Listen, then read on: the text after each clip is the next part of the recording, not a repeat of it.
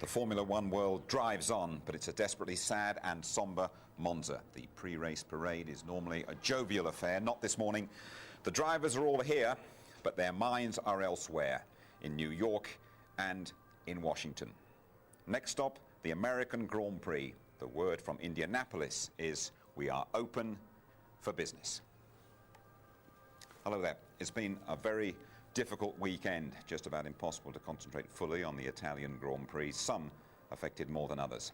Michael Schumacher has been a distant, troubled character, giving the impression of a man who doesn't want to be here, going through the motions. Ferrari running advertising-free cars, no logos on the uniforms either. The drivers doing their jobs, their blank expressions reveal their feelings.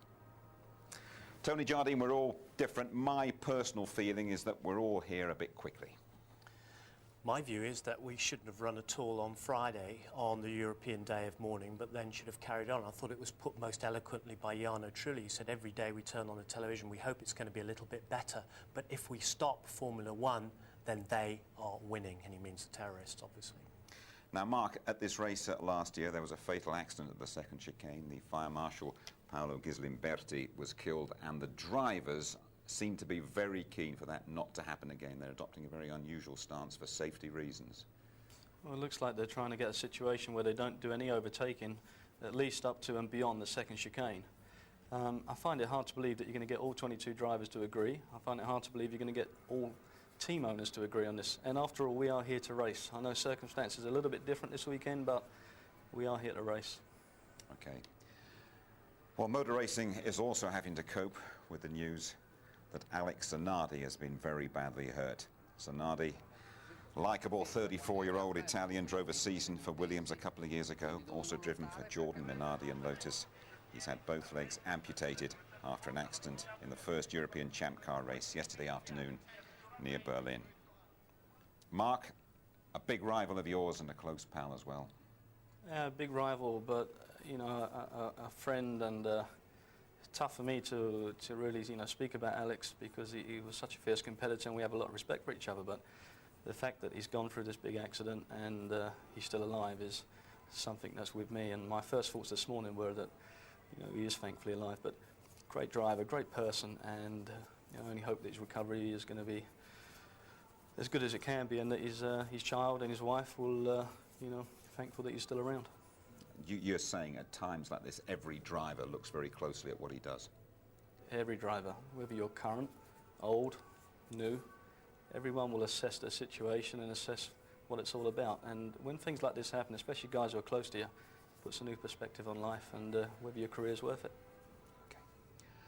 Right then, let us turn our attention to the Italian Grand Prix, the last European race of the season. Mika Häkkinen told us a couple of days ago he's going to take an unpaid year off next year when Kimi Räikkönen, the rookie young Finn, will replace him in the McLaren.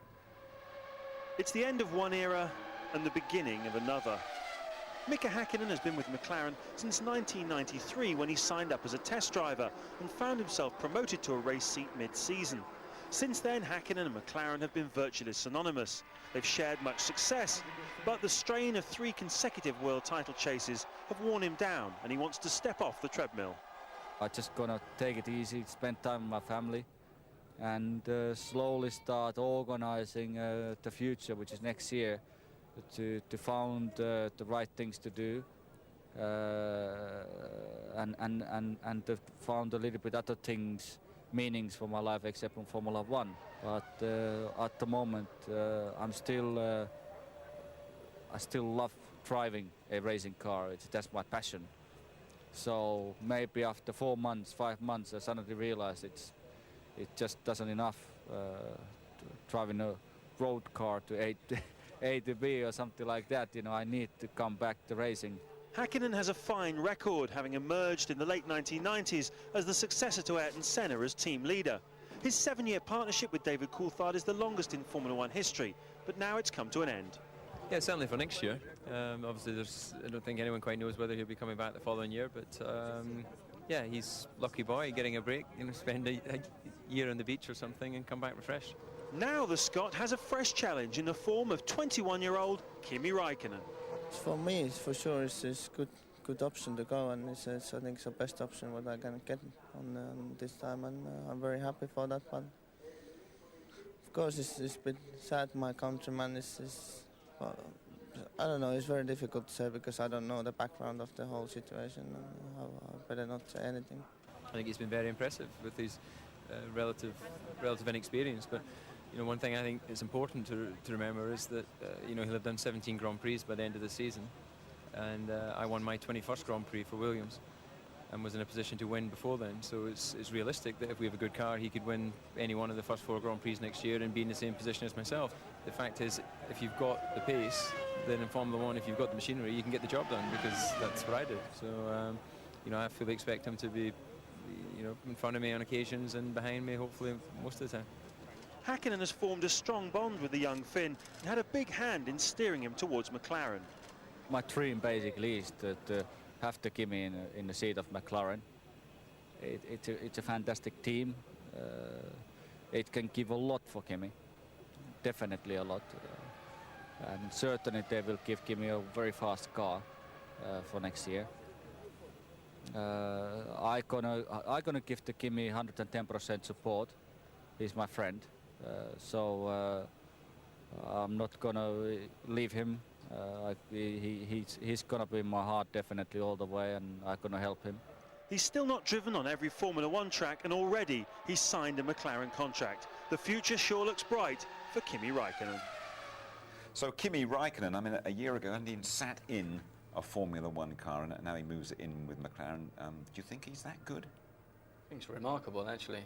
I think he is that good. Yeah, he's only done a handful of races, let alone Formula 1 races. But he's in a McLaren already for next season. He's going to have a great car, as Mika says. But let's wait and see. Let's just wait and see what he can do. But I do think he will win some Grand Prix, and I think he is definitely the future at McLaren. And it's going to be different now. DC and Hakkinen have been together a long, long time, and the face of McLaren will change.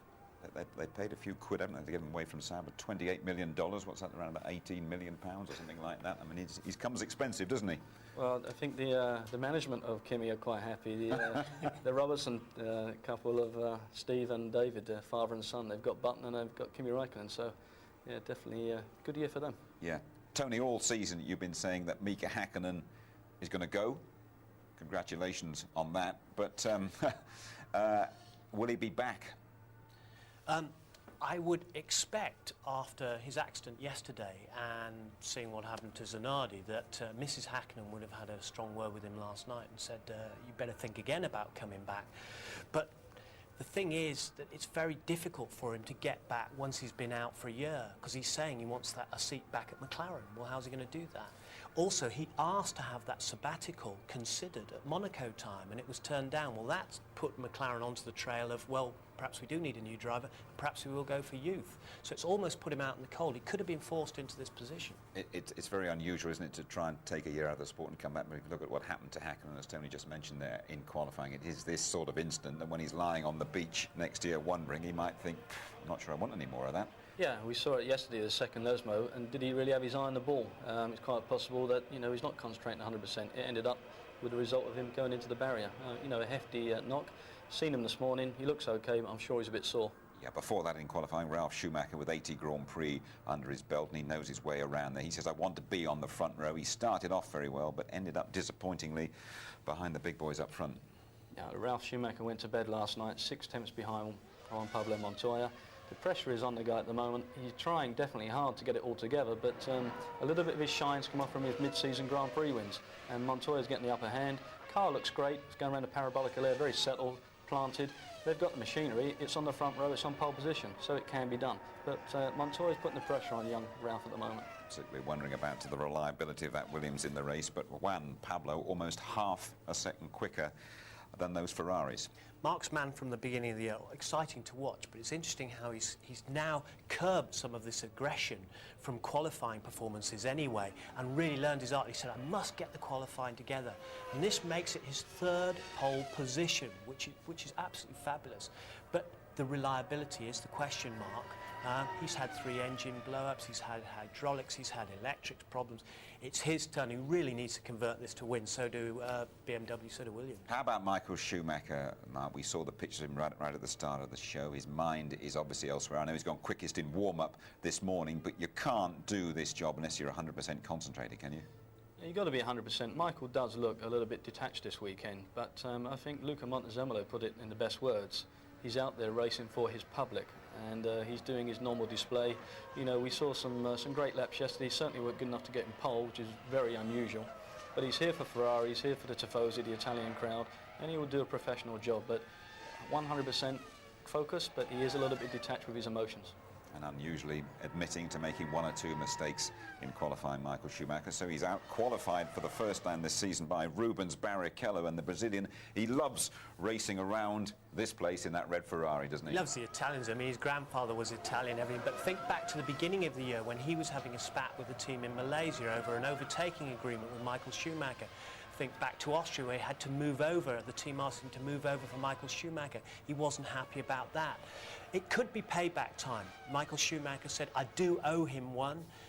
He said, I had the team all around me yesterday, I had the new tyres on, and the car is working brilliant. Maybe he's on for a win today with that Ferrari reliability. You never well, Tony, 1 or 2 new names for you down the back end of the grid. Just take us through it. Well, Juan Pablo Montoya, he's got to try and convert this into a win after these 3 poles. And Barrichello, will he be sent out to just chase and push Montoya hard? There he is on the front row. Schumacher said he got one of his sectors wrong. Ralf Schumacher, not happy with the setup. He's gone back to the old aerodynamic setup.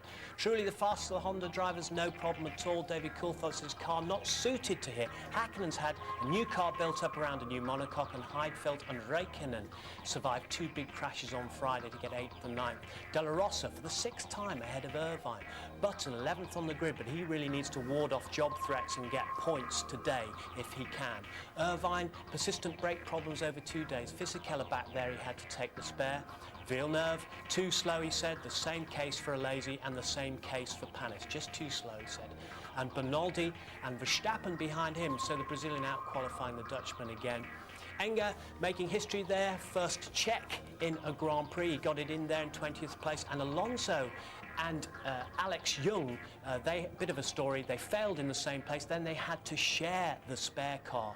But Alex Young making history for Malaysia, the first Malaysian driver on the grid. Yeah, it was pretty good. I can't complain about it. The car was very quick. The last run made a bit of a mistake. I think the outlet was really quick and just killed the tires before the start of the lap.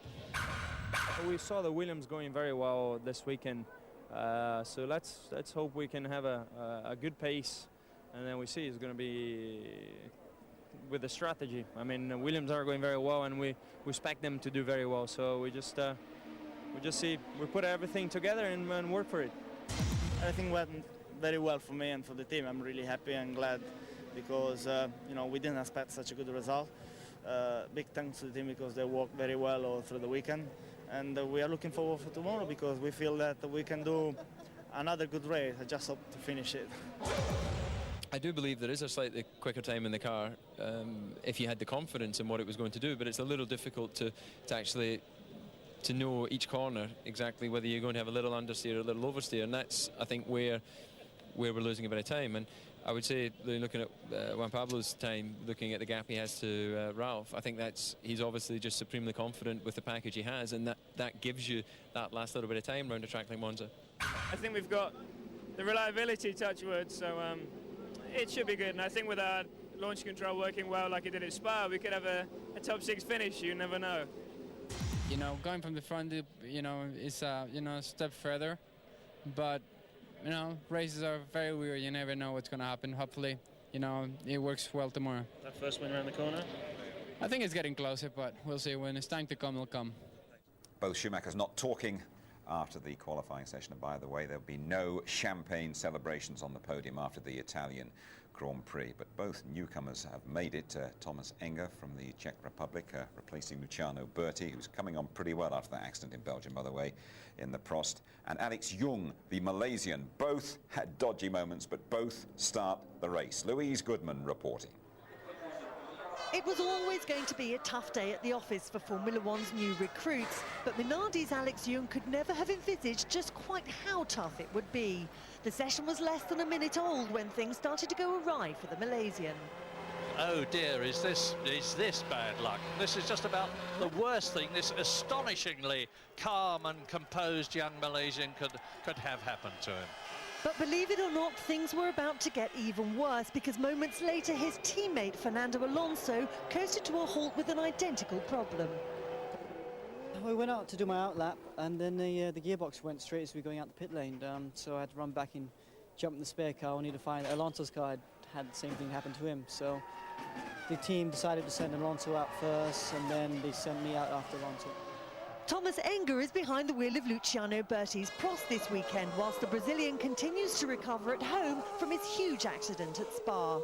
Enger's qualifying session was running slightly more smoothly. Initially anyway, the Czech was lying in 16th place after his first flying lap when the normally reliable Ferrari engine in the back of the Prost started to play up. A little bit disappointed today because two cars break down, my race car and my INT car as well. My first qualifying, I improved from my first flying lap into the second one 8/10 with Heinz T car, so it was quite good. Back at Minardi, it was all hands on deck, with both drivers playing musical chairs with the sole remaining car. And what made it so tricky was the fact that we hadn't had any running at all this morning, so we had no idea what the circuit conditions were like. The car's different gearbox on it, so what doesn't quite behave the same way. I was glad we got the time in the end, you know. Obviously, I knew we would be a bit on the limit of qualifying, so the objective was to qualify. But at the same time, I couldn't push maximum because I had to bring the car back for Fernando. What a baptism of fire that was. I mean, if you can think of all the things that could go wrong in a session, it did happen. So, no, well done. I mean, you know, to come in, having had one day yesterday, then lose both practices this morning, then go into a qualifying session like that, what can I say? First Malaysian ever Formula One driver, congratulations. Whilst Paul Stoddart was clearly delighted, Thomas Enger's performance drew a slightly more philosophical comment from team boss Alain Prost. Thomas has had all the problems himself, considering he's a new driver, did not know very well the car and the team, and first time in a race weekend. He had everything bad, you know, and he could not perform well. At the end, he was, even when he took the T car, that's where he performed the best time, but he could be much, much better. But the race is another matter, and Enger's strategy is quite simple.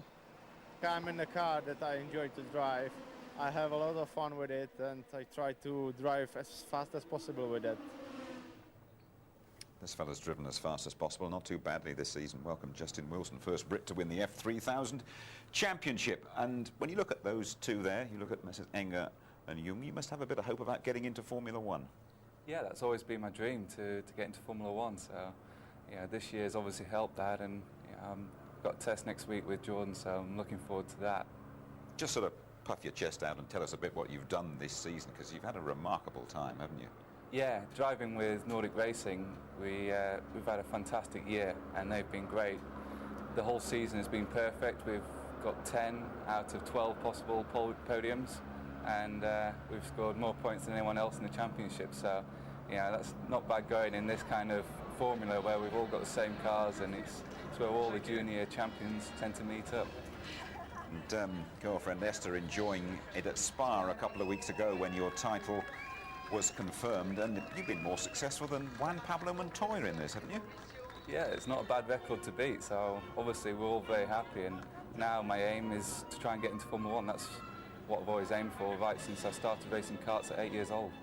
We just caught a shot there on the edge of frame. Jonathan Palmer, well-known name in motor racing circles, who is helping you achieve your goal. Yeah, he's been a big influence in my career. Obviously, when he started the Formula Palmer Audi Championship, I took that as I didn't have the money to do F3 in a competitive car. So, yeah, my career was looking a little bit dodgy. So I got the opportunity, drove in the Palmer Audi Championship and won that, which gave me the chance in Formula 3000, and the rest has just been fantastic. Jackie Stewart thinks you're too tall. You've got this nickname that's a bit of a double-edged, the Flying Giraffe, that you're too tall for Formula One. What would you say to that? Well, yeah, I think I can drive the Formula 3000 and that's built to the same regulations as the Formula 1. I've had a seat fitting with Jordan, so you know, I just let the driving do the talking. Squeeze those long legs in somewhere. You, Mark, I mean, how tough was it for you to get into Formula 1, and how did you get in? It is very difficult. I mean, Justin's at the critical stage of his career now. Tremendous achievement by winning the F3000 Championship. But now he's going to have to start tramping around the F1 paddocks, which I've already seen you doing with Jonathan, and knocking on doors, and that's where it starts to get a little bit difficult. But his credentials are there. No problem about whether he fits in a race car or not, and that doesn't matter. He can do the job on the racetrack. And when he goes and tests for Jordan, if he puts a good couple of days in, it's going to stand him in good stead. I mean, Justin, this is a great little commercial for you. I mean, you can just tell me what you feel your qualities would be, the qualities you'd bring to a Formula 1 outfit. I think my best quality is my racing. I love racing, I always have done, and being able to overtake and just get in there with the action is what I love to do. And yeah, just having a good team and working with the engineers and trying to get the most out of the car is what it's all about. And these days everything's so technical. It's always good to have an understanding on what's going on. Sure. And again, Kimi Räikkönen is another who, I mean, a year ago he might even have been in your sort of position, just scrapping to get in, and now next season in Australia he starts at McLaren. Again, great encouragement there. Yeah, it's fantastic to see young drivers getting in there and doing well, and it's good for myself, and it's also good to see Thomas having his first race. Unfortunate circumstances for Luciano, but you know, hopefully he'll be well and back in the car soon. But Thomas is hopefully going to get a better chance in the race. Just finally, you were on the podium here. I think you finished second here yesterday in your race. Give us a little insight into the Monza circuit. How's it driving? It's a fantastic circuit. As you can imagine, it's one of the quickest we go to. And you got these long straights and then the heavy braking for the chicanes. And it's so easy to just miss your braking by 1 or 2 feet. And you know, that is crucial. So you know, we could see quite a few you know, interesting manoeuvres, getting the slipstream down the straights and then hopefully getting alongside under braking. Tempted to keep you there all afternoon, Justin, but Tony Jardine's banging on the door trying to get in. But we'll keep our eye on you, and thanks very much indeed for joining us. Well done on this season. Thanks very much. Terrific. Let's go down to Louise Goodman with the latest on who's going to do what at the start of the Italian Grand Prix. Lou. There's been a lot of activity down here in the paddock, Jim, over the issue of how the start will be played out. Will the drivers overtake on the first 2 corners? This move was initiated basically on safety grounds, but not all of the drivers agree with it. Principal Jacques Villeneuve felt that he was here to race and he would race, and some of the teams also felt that was the situation. Mike, I understand that was your view. Yeah, I mean, we're a professional racing team. I mean, if there's a safety issue, we have flags to deal with that. But we've come here to this circuit. We're a professional team. Of course, there's been tragic events of the last week, but we're a professional team here to do a professional job, and that's what we've informed our drivers. And there is no remit within the FIA regulations for this situation, is there? No, I mean, obviously there's flags if an incident's occurring. If the situation down at the corners is not safe, then we shouldn't be here. It's been deemed that it is. And so we'll race the cars. And that is what's going to happen, Jim, the situation that has been resolved basically because there is no FIA remit and the drivers could not all agree that there would be no racing through the first 2 corners. It's been agreed that it will now be a normal race start. Very well done indeed there, Louise, down there, the start of the Italian Grand Prix, just over half an hour away. As you'll undoubtedly notice, our ITV studio is deep in the Royal Monza forest, a little bit rural. They've staged every Italian Grand Prix bar 1 at Monza, and Murray Walker has seen the lot. The Italian Grand Prix is the oldest of them all. It began in 1921, and here at Monza, the greatest names in motor racing have been victorious. Nuvolari, Caracciola and Rosamar before the war, and then Fangio, Moss, Clark, Prost, Senna, Schumacher.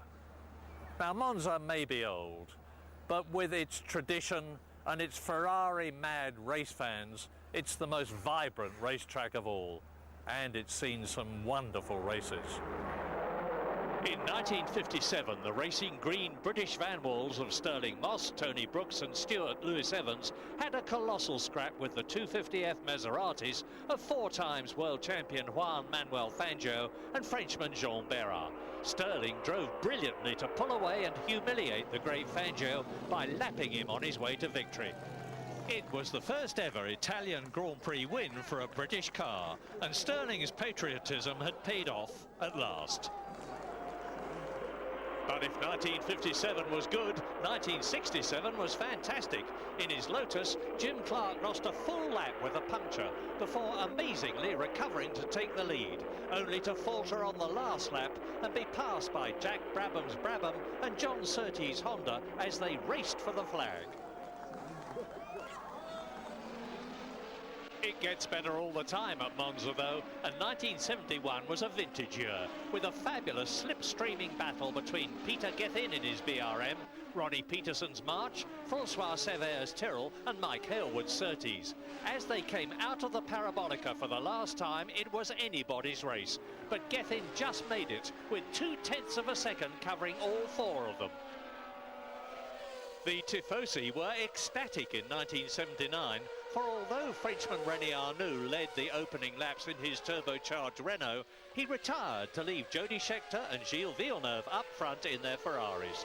Team orders ruled, and Scheckter won the race and the World Championship with a Ferrari 1-2 and massed hysteria in Italy.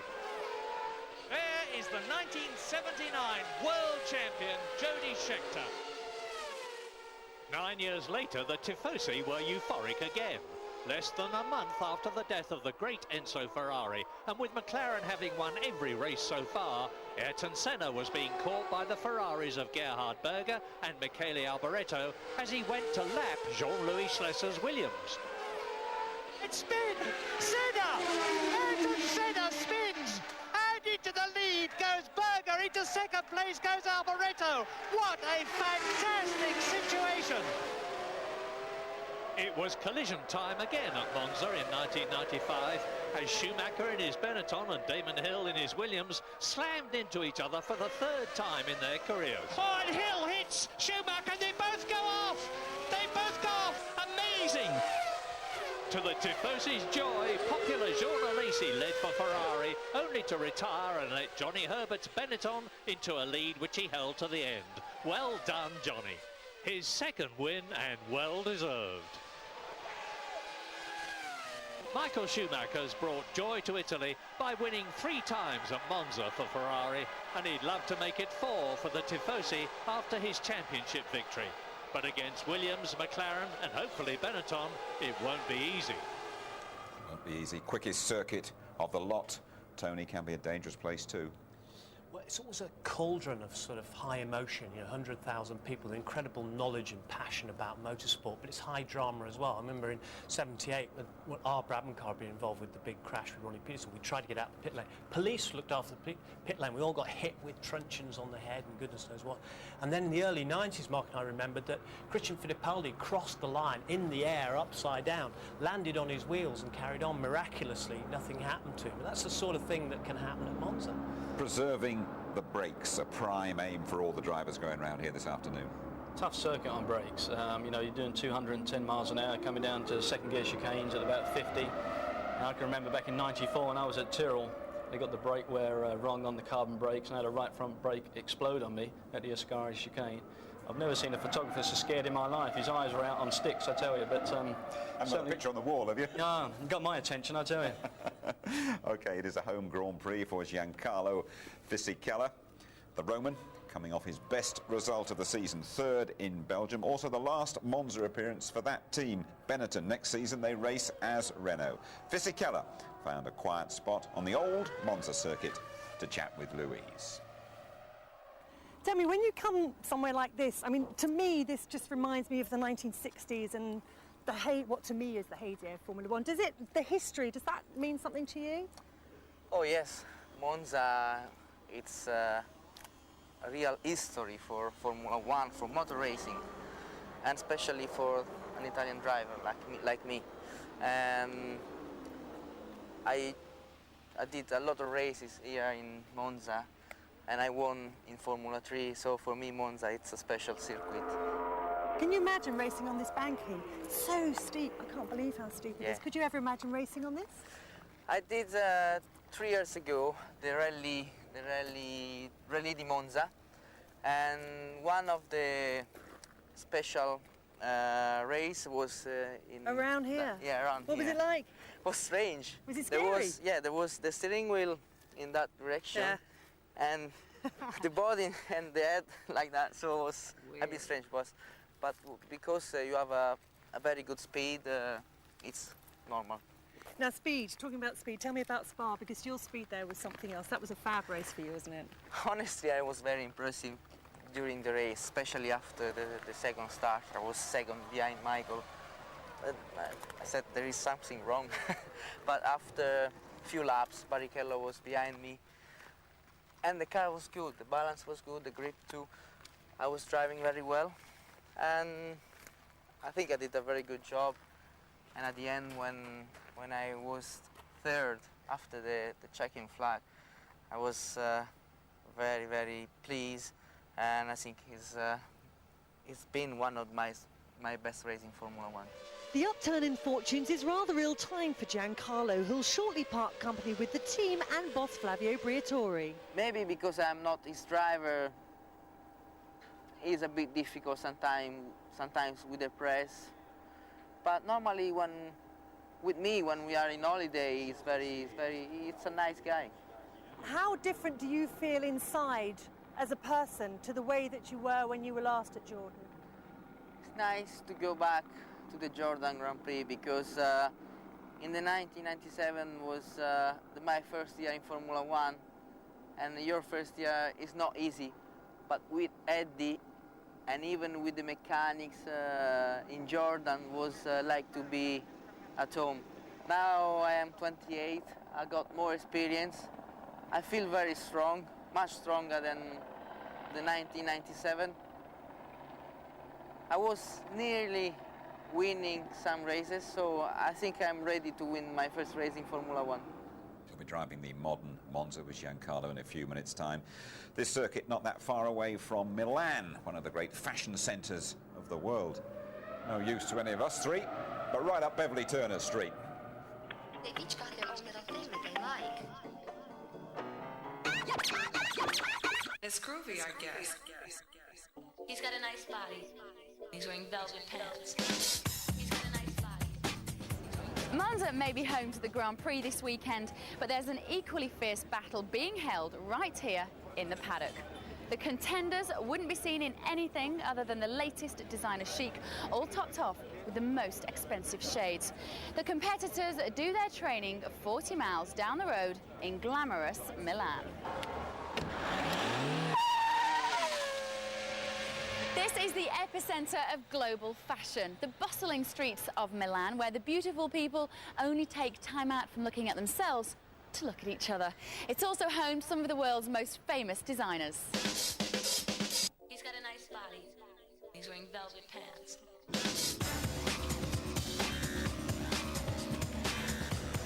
The couture houses along this street promise a lifestyle of glamour and excess, but the fashion industry has had its own share of tragedy. In the last decade, two of the world's leading style icons lost their lives, Gianni Versace and right here in Milan, Maurizio Gucci. Leading the way today is arguably Italy's very own Dolce & Gabbana. They've placed F1 firmly on the fashion map with their motor racing inspired designs. Madonna and Victoria Beckham have helped to popularise this look, which pays tribute to the sexiest sport in the world. The women's collection was so successful that Dolce & Gabbana have launched this stylish menswear range that'll please any wannabe racing driver. Wearing these clothes would guarantee pole position on the paddock catwalk. Don't expect to see the drivers in anything so stylish this weekend. It is strictly fire suits and helmets for them. As for me, the temptation has become too much and I'm off to do some serious shopping. Beverly's credit cards wincing. When you rejoin us, we have the latest news of the new team in Formula One next year, and you'll drive Monza with Martin Brundle and Giancarlo Fisichella.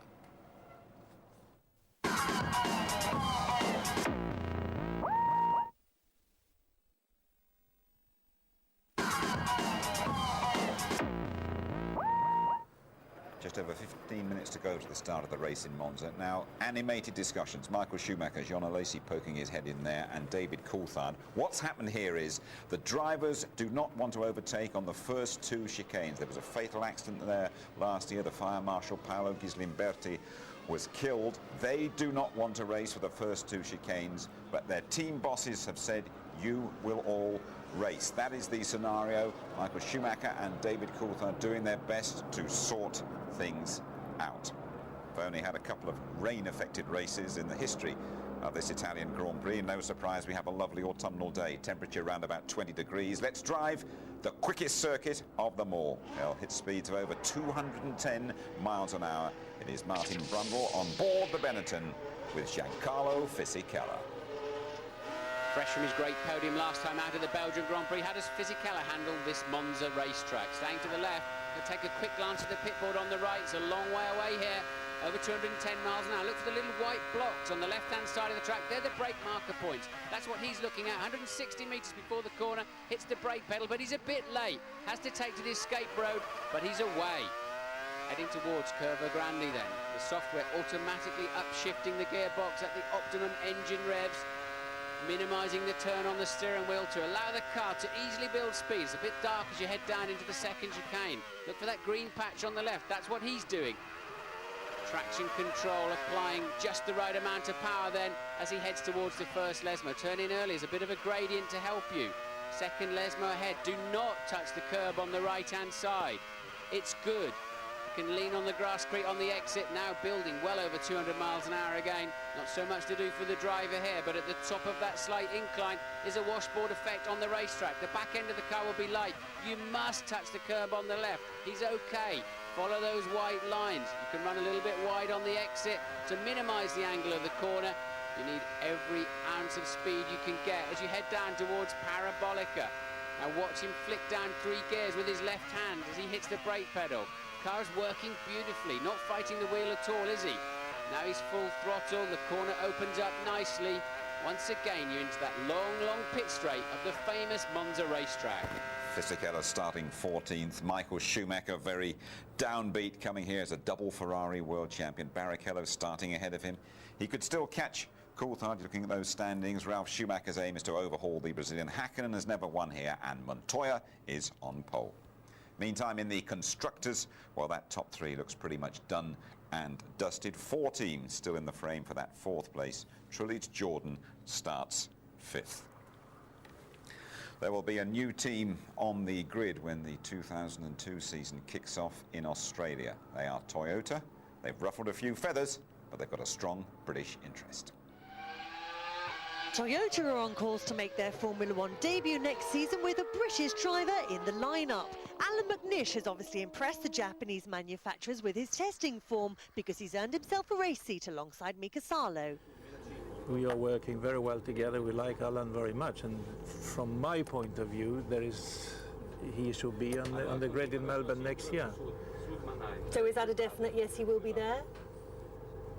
Yeah. So with the driver lineup now sorted, all Toyota have to do is to make the car work. They've been testing at most of the current European tracks and were due to continue the programme all winter, ignoring the ban on running in November and December. This angered the other teams who felt Toyota should abide by the rules. So this week a compromise was reached, enabling them to continue testing until November the 15th, the day on which championship entries must be lodged with the FIA. I consulted FIA last year in November, and I have a confirmation that they say as far as regulations are concerned, you can test the whole of next year. And based on this, of course, we have made our whole plan. So our production, everything we are doing is basically geared for this. And now it is 3 months before they say, well, you have to stop everything now. I don't think this is correct at all. I sympathise, but it's a very tough sport, and you know, they're a very large, powerful company. They've had plenty of time to prepare, and I don't see why they should push for a position that is any different to the position the teams have adopted voluntarily, and with a view to trying to help the sport in general. No favours for Toyota then from the opposition. As well as that, they've struggled to be competitive. it's really difficult and impossible to say where we're going to be. The one thing we do know is that this is the pinnacle of the sport. It's the hardest thing that you can try and get into. As an engine developer, never mind an engine and chassis, you know, it is really difficult in that respect. But they know the difficulty of the task. They've got their heads down. They're focusing on it long term. And I think that initially, you know, we've just got to try and get in there and finish races. And if you finish races, you might luckily finish in the points sometime. My expectations for the team is that we will be able to come in, we will be able to qualify, and we will be able to establish ourselves in Formula One as a respected team. I mean, as one of the 12 teams, and that we will be respected for our efforts. Toyota have already excelled in rallying and sports cars. Formula One is the next mountain to climb. And they're spending big to make it in Formula One as well. We will welcome Toyota in Australia next year. We're all wondering, how will the Italian Grand Prix start? Just to update you, the drivers do not want to overtake for safety reasons at the first 2 chicanes. The bosses have said, you are here to race. James Allen is our man down there on the grid, and he has the very latest news. Well, Jim, as you come down here, you can see Michael Schumacher. Let's go through here. There he is. You can see the expression on his face. It's the same throughout the weekend. He's just going from driver to driver, telling them all his views. He thinks they should take it easy at the start of this race. My understanding is the team owners had some feelings on this, but you can see they don't want any kind of interference at all. And Schumacher just giving his views. Clearly not every driver has been in agreement with this decision, but there's no question a lot of people are uneasy that either everybody does the same thing one way or another, or they don't do it at all. Could be more dangerous if half of them are not racing and half of them are. This story, I have a feeling, is going to run for a little while longer.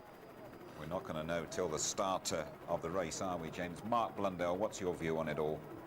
I'm actually amazed by the whole situation. I'm amazed that Michael's doing what he's doing. He obviously feels very strongly about it, but at the same point, you know, I'm still of the opinion we're here to race, and if he feels that strongly, there may be a point to make, well, don't participate in this event. But at the same time, it's going to be interesting. Tony? Well, there's a funnel effect at that first chicane, and it's very difficult, even more difficult in my belief now, that the way they've changed it, they have to turn back on themselves, and there is a problem with cars going across the chicane and T-boning other cars, which is what happened in the Formula 3000 race yesterday. So I can see what they're worried about. Mark's absolutely right. They've got a race, and James is right. Either all go for it together, you know, and have a uniform decision, or not, because some guys going slowly could cause a lot of problems at the start of this race. It really is a confused situation down there. Some of the team owners, our team bosses, are saying you have to race. Just look at Michael Schumacher. He wants them to go slowly around those first 2 chicanes, bearing in mind what happened here last year. Whispering in the ear of Jean Todt, whatever you do, rejoin us at Monza in a couple of minutes' time.